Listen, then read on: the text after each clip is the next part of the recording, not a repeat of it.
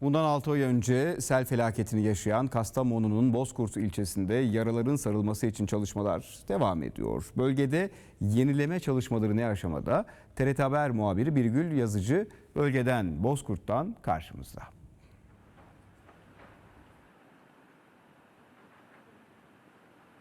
Kastamonu'nun Bozkurt ilçesinde 11 Ağustos 2021 tarihinde bir sel felaketi yaşanmıştı. Bu sel felaketi Ezine Çayı'nın taşmasıyla birlikte meydana gelmişti ve 65 kişi yaşamını yitirmişti sel felaketinde. 8 kişinin ise akıbeti henüz bilinemiyor. Kastamonu'nun Bozkurt ilçesinde yaşanan sel felaketinin ardından birçok dükkan zarar görmüştü. Birçok apartman yıkılmıştı. Sel felaketinin üstünden 6 ay geçti ama buradaki çalışmalar hız kesmeden devam ediyor. Burada neler yapıldı biraz bundan bahsetmek istiyorum. İlk etapta sel felaketinin ardından kamu ve özel sektöre personellik yapan yaklaşık 10.000 kişi bölgede görev almıştı. 2.000'in üstünde iş makinesi görevlendirilmişti Bozkurt ilçesi için. Önce temizlik çalışmaları yapıldı bölgede.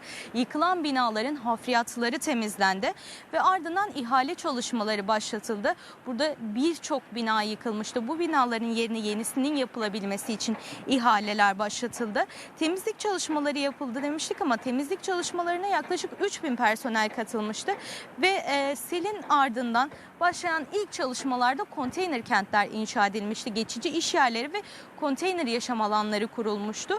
Şu an itibariyle 5 ayrı bölgede 620 konutun ihalesi yapıldı ve bunun yanında merkezdeki 120 dükkanın da ihalesi tamamlanmış oldu. Şu an TRT kameramanı Murat Uykan yapılan çalışmaları ekranlarınıza getiriyor. Tabii kış şartları, zorlu kış şartlarıyla birlikte yağışlarla birlikte buradaki temizleme çalışmaları da aslında biraz zor ilerliyor ama 5 ayrı bölgede 620 konutun ihalesi an itibariyle tamamlandı. Devlet Su İşleri'ne bağlı Ezine Çayı kenarındaki duvar çalışmaları da devam ediyor. Yaya ve taşıtlar için yapılan köprülerin fore ve kazık çalışmaları tamamlandı.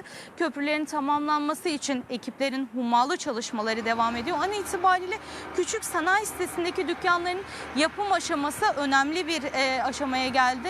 Küçük sanayi sitelerinde 2 büyük tekstil atölyesi de dahil olmak üzere 54 dükkanın yapım çalışmaları %80 aşamasına ulaştı ve Nisan ayında esnafların artık küçük sanayi sitesinde işlerine başlaması planlanıyor. Bölgede tabii sosyal hayatında canlı tutulabilmesi için kapalı spor salonu ve halı sahalara ilişkinde ihaleler yapıldı. Gençlik ve Spor Bakanlığı koordinesinde tamamlandı bu ihaleler.